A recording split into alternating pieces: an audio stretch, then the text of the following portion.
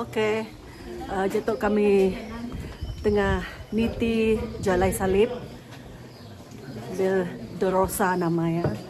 Datuk dah dalam perjalanan dengan jalai ke titi Tuhan Yesus ngemah yang pusalib.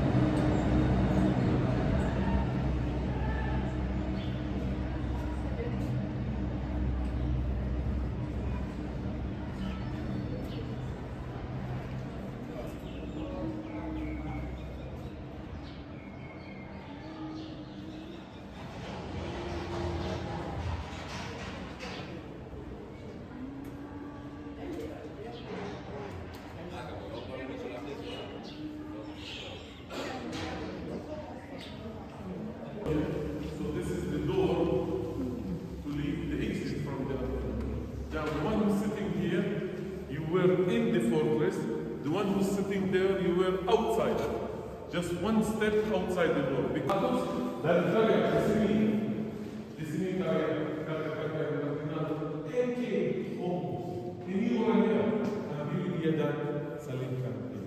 Behold the man. Behold the man. Take him and crucify him. So this is the second station of the cross. Jesus carries the cross. Yeah, this is art. This is very touching art that Mary stood here, and when she heard Pontius saying, take him and crucify him, she fainted. She's the mother. She is his mother. And look how Mary the Magdalene, she doesn't want her to fall on the floor. She holds her.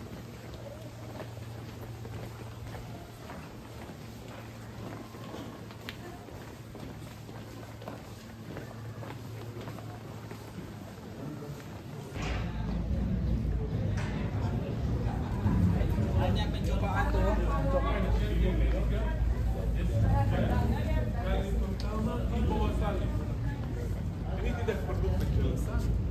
Bapak Ibu cuma mereka tambah ini tidak ada di Alkitab. Tambah untuk beritahu bahwa Yesus dicambuk, bahwa benda yang berat pasti dia akan jatuh. Perincian yang keempat juga Lukasi perincian tidak ada arti. Saya masih ingat sebelum mereka ganti pintu masuk, perincian ini ada di depan. Setelah ganti pintu masuk, pindahkan ini tidak ada arti. Ya, Bunda Maria bertemu Yesus.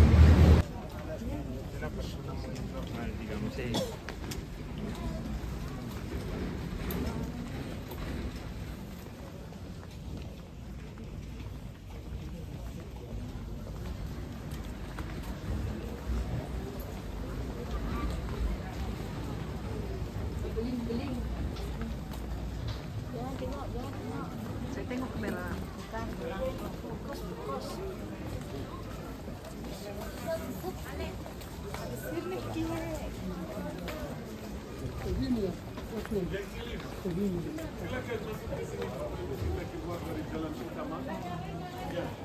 Yang kelima, ini perincian seorang hitam dari Afrika. Ya, Bapak Ibu, orang Yahudi namanya Shimon. Shimon. Kalau bahasa Inggris menjadi Simeon. Bapak Ibu, Minggu Paskah orang Yahudi datang dari Asia, dari Afrika, dari seluruh. Bapak Ibu harus datang ke sini Minggu Paskah karena ziarah di mana? Ditentukan dari zaman Daud di Yerusalem. Dan Bapak Ibu termasuk orang ini dari Kereni. Kereni ini nama kota di Afrika. Nama kota di Afrika. Dan dia berada. Ada yang katakan Minggu Paskah Anda bisa nikmati Yerusalem dengan 5 indera. Tahu indera? Sense. Bisa mencium bau dupa-dupa. Bisa mendengar orang Lewi bermain musik. Bisa melihat nikmati banyak orang dari seluruh dunia. Makan Minggu Paskah setiap keluarga membawa domba Paskah, ya. Makan, ya, dan merapa semua tempat. Makanya luar biasa itu. Di sini disuruh Simeon supaya bantu Yesus memikul salib. Hanya bantu sedikit, bukan sampai Golgota, ya. Makanya Yesus apa bahasa diarahkan di sini. Ya, in this procession, Bapak Ibu, dia sedang membawa salib dicambuk. Saya mau berbagi satu cerita. Sekarang dia sudah meninggal, seorang ibu datang, Patronella datang dari Amerika membawa pemain. Real, vrai, image, icon. Kalau satu kata, Veronica, real image, gambar yang benar.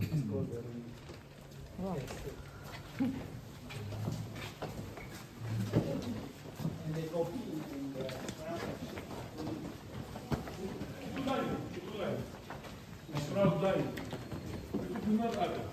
Kalau ini kami tidak tahu. Ini lebih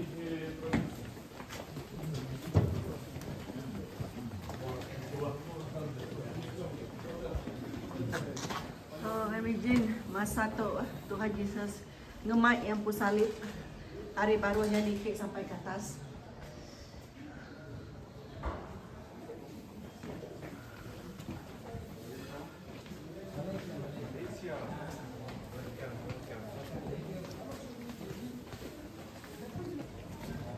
So, itu kami baru datang stesen ke-7. Tuhan Yesus lakuah maya yang ngemai salib ya.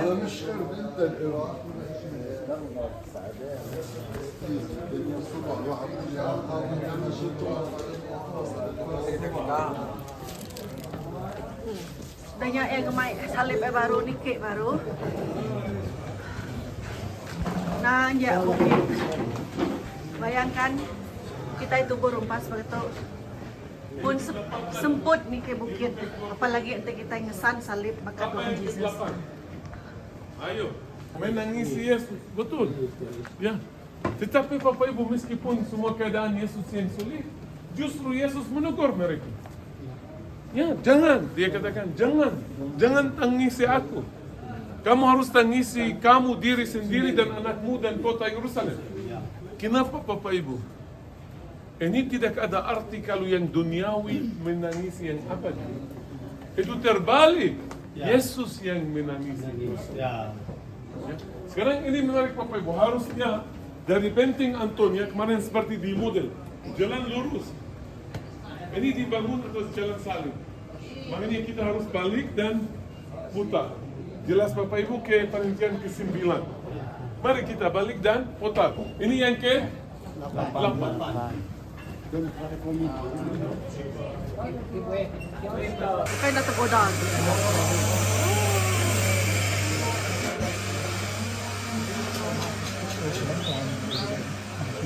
Ya.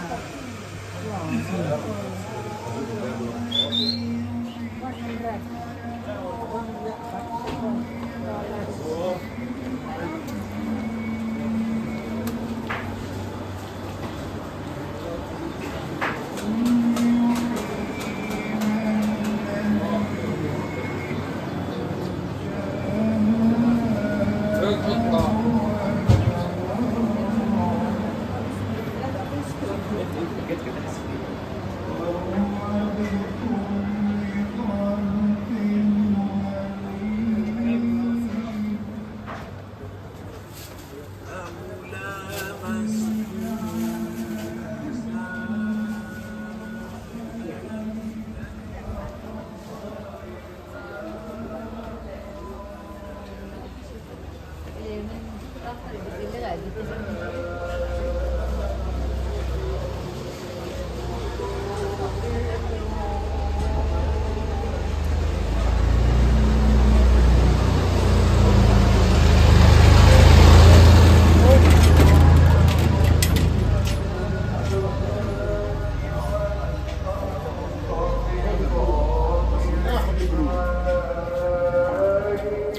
Bible, but for sure, Jesus said it could be more than 3 times. Yeah. Yeah. Now we come to the famous church, the church of Oke, ito. Station ke-9, Doria, Labuhan. Jadi Palu pa dito.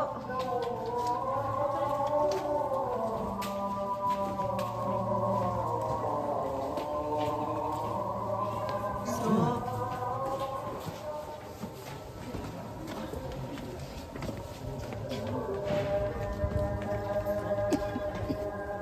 So we reach 9. So the last 5 stations, 5 perhentian terakhir berhubungan sama Golgota dan kuburan. Setuju? Jumpa Yesus ditanggalkan. Yesus dipaku di salib. Yesus wafat di salib. Mayat Yesus dimandikan dan dikuburkan. Makanya 5 perhentian terakhir berhubungan sama Golgota dan kuburan Yesus. Santa Helena membangun gereja yang raksasa ini. Di dalamnya dia mencakup, included Golgota dan kuburan. Ya. Bapak Ibu, gereja ini besar sekali. Mulai dari tangga-tangga yang tadi ada naik. Dulu ada ruang di sini, lihat bekas atapnya. Dari sana sampai sini, ribuan orang sampai di sini, berdiri di sini dengan hening mutlak, with reverent silence to enter the tomb. Dan mereka masuk melalui pintu-pintu ini ke kuburan dan Golgota. Bapak Ibu, yang terjadi tahun 1009, Al-Hakim bi'amrillah, Raja Mesir Fatimi menghancurkan gereja kuburan Yesus. Dan itu adalah percikan perang salib.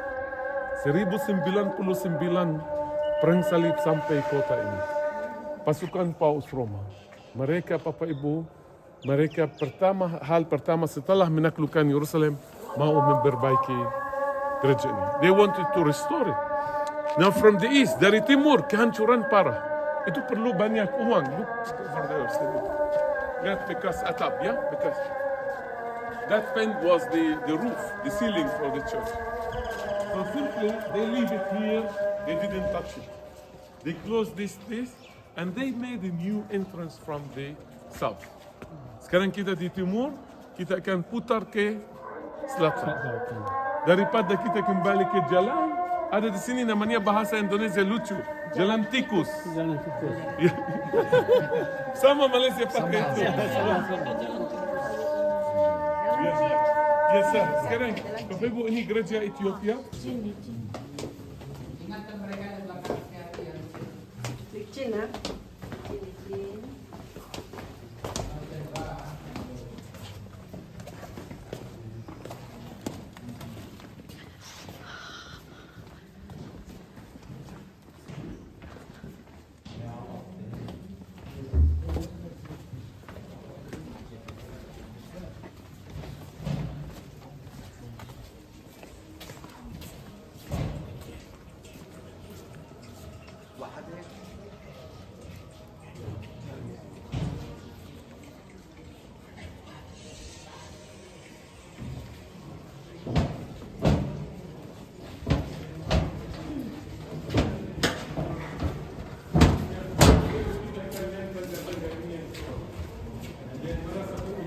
Perhentian di atas.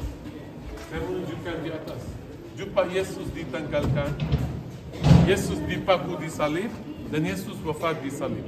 Perhentian 10, 11, dan 12. Jelas Bapak Ibu? 13 nanti itu di batu di sana. Mayat Yesus diturunkan, dibaringkan, dimandikan, dipersiapkan untuk kuburan yang ke-14. Yang kuburan kita bisa langsung dulu, tetapi sekarang renovasi kita harus sedikit putar. Dari sini langsung arah sana.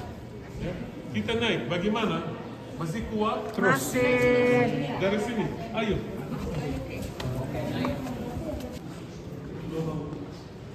ambil foto dari sini. Bisa bantu mereka. Satu persatu. Mobil turun dengan lambat. Oke, satu persatu cepat.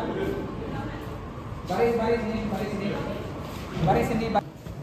Oke, itu perhentian ke-13. Kami menggambar itu tadi. Perhentian 13 tuh. Lastnya adalah perhentian 14. Ya dibaringkan.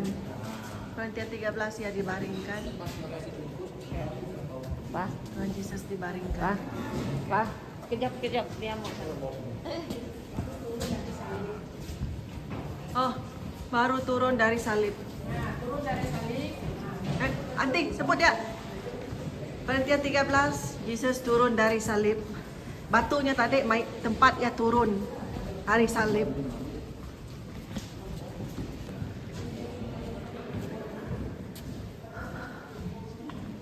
Itu kami pergi kubur.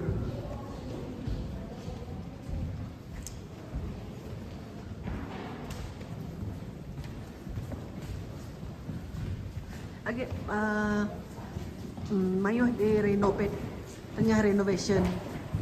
Ya pada kita ya bisik tutup peketuk laban dia tengah di renovate. Tapi tetap bersyukur laban boleh datang itu. So, siapakah bisa mendatuk bisa tiket atas itu anda dijemput. Tak ada yang mustahil.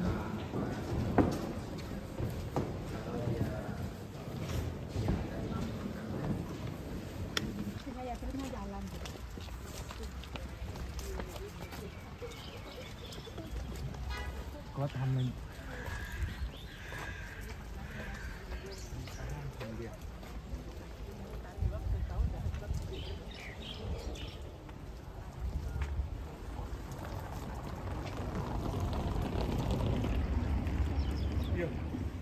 Bapak Ibu. Ini pintu depan Bukit Sion. Terus terang, zaman Yesus ini tidak ada. Karena tempoknya kota zaman Yesus Herodes ada di tepi lembah Gehenna. Semua Bukit Sion ada di dalam tempok. Bapak Ibu, rumah imam besar harus ada di dalam tempok. Karena tempok dibangun untuk melindungi lembaga otoritas. Makanya ini Turki. Sebenarnya Turki di sini potong, mau menghematkan dana. Potong. Harusnya ini turun seperti kemarin di model, di pinggir, di tepi lembah Gehenna. Apalagi di tepi lembah itu jadi lebih gampang melindungi kota, jadi lebih tinggi lagi. Ya, makanya ini di sini Sultan marah dari dua insinyur, marah sekali Sultan, dan mereka di itu kepala mereka dipenggal. Ya, karena mereka potong yang Sultan mau itu dibangun di tepi Gehenna. Ada bau korupsi. Makanya Sultan execute mereka, melaksanakan hukuman mati, dan kuburan mereka jadi di pintu gerbang Yope supaya jadi ajaran untuk yang lain. Ya. Bapak Ibu, makanya di sini kawasan yang kita melihat kemarin dekat, masih ingat Citadel? Itu di sana, arah sana. Istana Herodes. Ya, ya. Ini bagian atas kawasan orang kaya, bagian bawah Herodes mengizinkan kaum Es ini dari Qumran tinggal di bagian bawah. Semula mereka teman yang baik. Karena yang lain percaya bahwa harus mencapai kemerdekaan dengan mengalahkan Romawi. Tapi Herodes, dia mengutamakan kepentingan Roma. Dia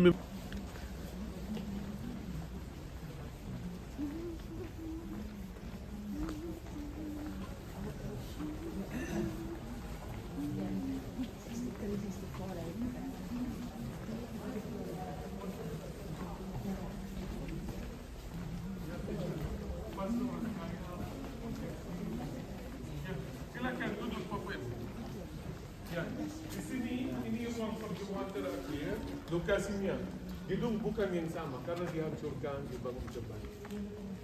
Dan di sini, di gereja ini, ada satu tempat, dulu satu rumah. Dibuktikan satu rumah. Villa besar. Di halaman cukup 3.000 orang. Dan tidak jauh, di sini ditemukan 2 kolam pentahiran yang bisa membaptiskan 2.000 orang. Kenapa saya katakan itu? Karena perjamuan terakhir dan curahan Roh Kudus terjadi di sini. Ada di sana tersebut kisah para rasul 2.000 orang dapat curahan Roh Kudus dan bertobat dan dibaptiskan. Kalau itu harusnya villa besar dan di halaman dibuktikan di sini ada villa dulu satu rumah. Yang lebih menarik lagi di dalam sini ada tempat tradisi Bunda Maria tidur meninggal. Tradisi kami tidak tahu bagaimana Bunda Maria meninggal. Tapi ada tradisi yang bahwa dia meninggal di sana. Menarik ada hubungan sama rumah yang sama. Makanya kita coba melacak tradisi tentang Bunda Maria. Waktu Yesus disalib, di depan salib berdiri Maria dan Yohanes. Dan dia kasih tahu Yohanes, ini ibumu.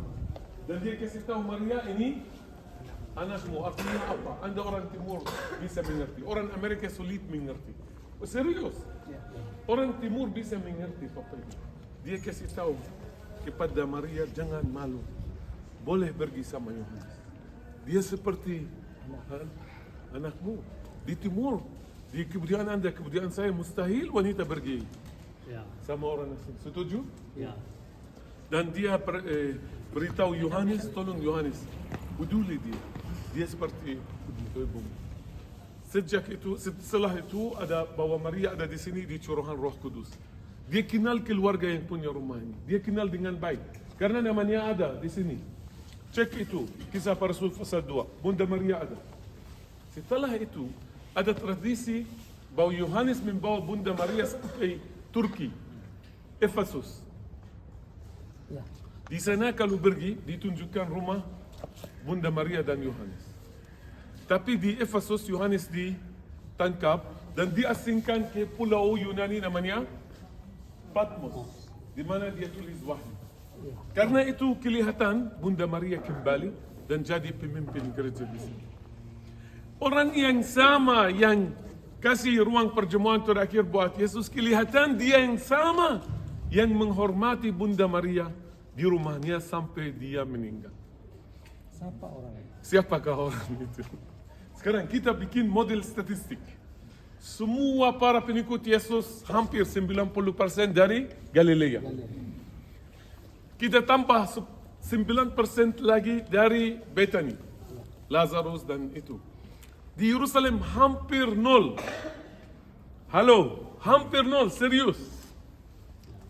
Makanya kalau saya tahu di Alkitab bahwa ada markas buat murid Yesus di Yerusalem, saya perlu hanya satu ayat. Itu yang punya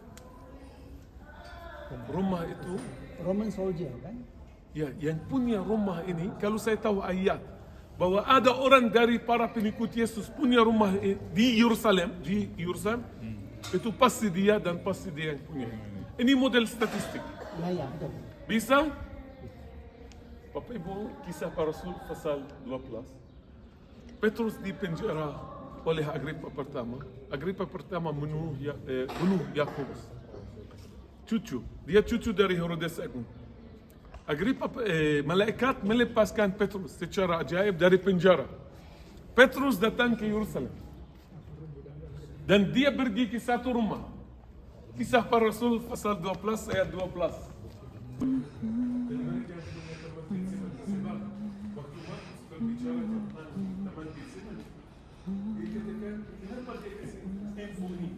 Ada seorang muda, waktu dia masih muda, dia melarikan diri telanjang.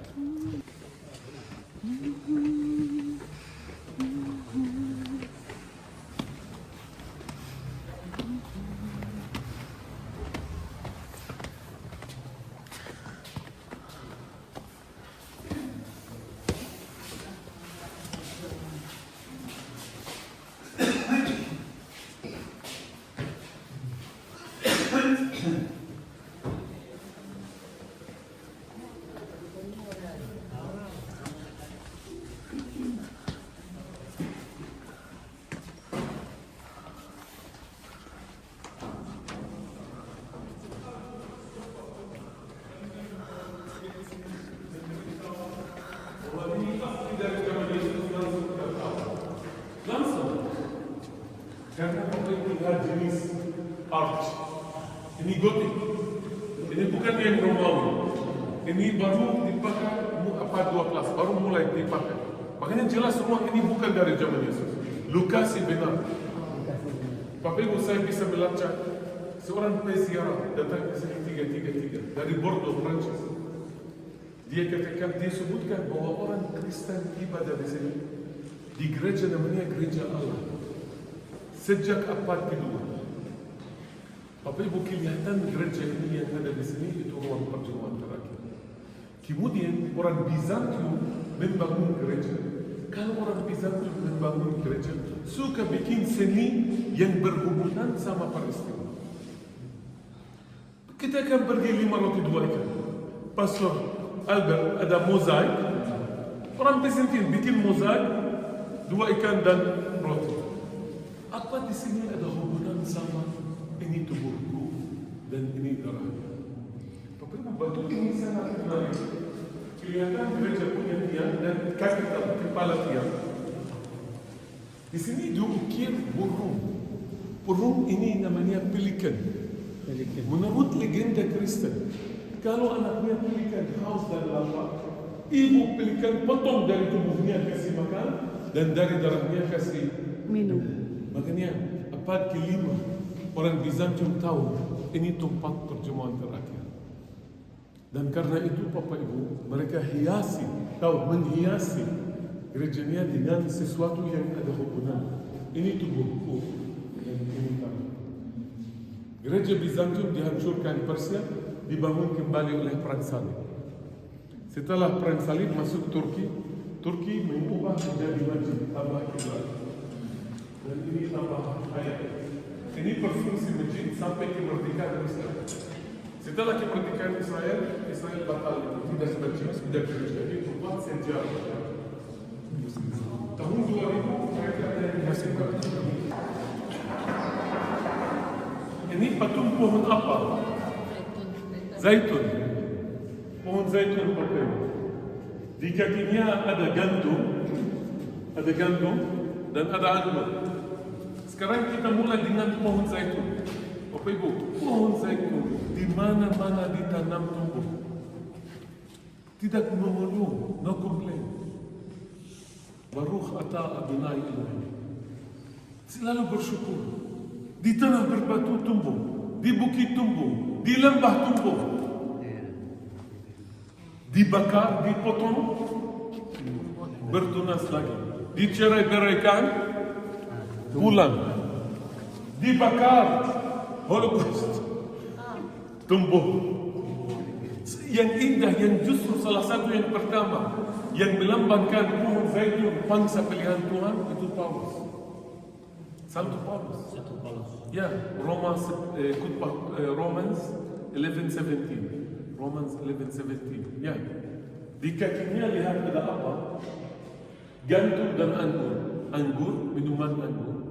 Gandum menjadi roti. Roti dan anggur itu perjanjian baru.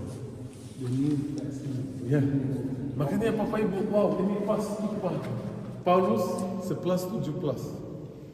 Setiap Anda orang Kristen yang bukan Yahudi, setiap Anda seperti batang yang dicangkokkan di pohon zaitun. Sekarang Anda mengerti maksud dia. Anda dicangkokkan di bangsa pilihan Tuhan. Yang kuburan Daud, kever David. Ini tulisan.